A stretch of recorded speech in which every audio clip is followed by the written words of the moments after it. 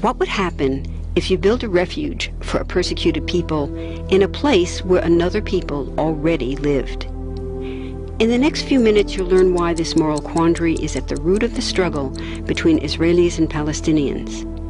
First, there are a couple of things it's helpful to understand. One, many Jews fled harsh persecution in anti-Semitic Europe, especially the Nazi Holocaust.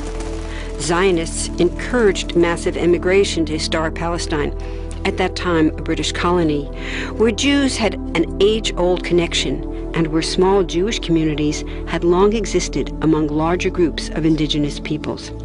But when the UN offered the Jewish immigrants the majority of the land for a new state called Israel, for the indigenous Palestinians who lived there, it was a massive destruction of life. They rejected the UN's partition plan, and several Arab states invaded the new state of Israel. Israeli forces essentially erased over 400 Palestinian villages and towns. By the end of the fighting, Israel controlled 78% of historic Palestine. And when 750,000 Palestinians who fled or were expelled during fighting tried to return to their homes where the new state now stood, they were permanently barred by the Israeli government. While over 100,000 of their relatives and neighbors who hadn't left became second-class citizens of the new state, along with the new Jewish majority. Today, Palestinian refugees and their descendants number in the millions. Most are in the Gaza Strip, the West Bank, and Jordan. Many are spread throughout the world, with millions still living in refugee camps, seeking to return to their homeland.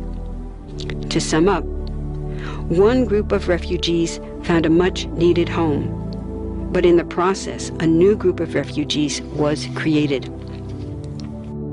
Here's the second thing to understand. Israel was founded as a Jewish state. But now ask yourself, what exactly does that mean? People had lots of ideas about what a Jewish state should look like. Some called for equality for all citizens. But what was created, in practice, was institutional discrimination against non-Jews. In other words, Israel ended up being built on a blueprint of exclusion. The Israeli government wants maximum land and resources for Jews, but not the Palestinians living there. That's why, inside Israel, Jews get special privileges, including rights to land and housing, that are denied to the Palestinian citizens, who make up 20% of Israel's population. That's also part of why Israel has never defined its borders.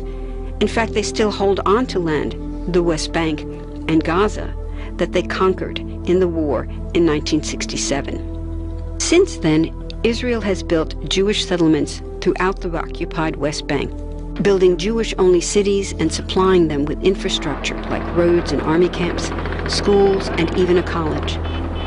Military occupations are meant to be temporary, but after 40-plus years, this one looks permanent and entirely unjust.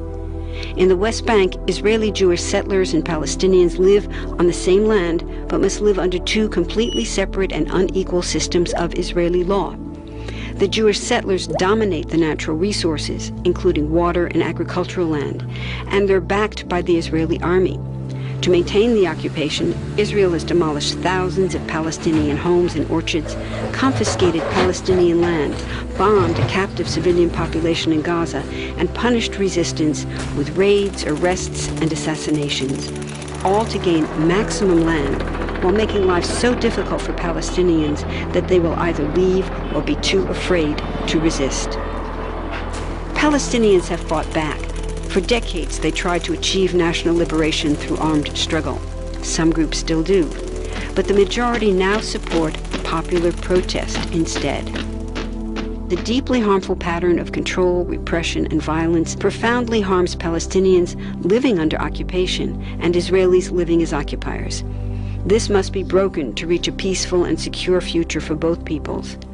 Now that you understand the problem, what about the solution? What about peace talks? So far, over 2 decades of U.S.-backed peace talks have actually made things worse by helping Israel continue the occupation.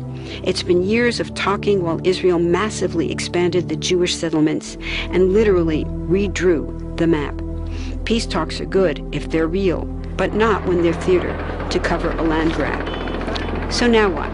The current world superpower, the United States, has been a terrible friend, enabling Israel's destructive and self-destructive expansion onto Palestinian land by funding the Israeli military, the biggest recipient of U.S. foreign aid in the world. But there's another superpower that can make the difference: you. There's a movement with hundreds of thousands of people just like you across the world, including Palestinians and Israelis, protesting, educating, divesting, and boycotting, all to bring nonviolent international pressure on Israel to stop violating human rights of Palestinians.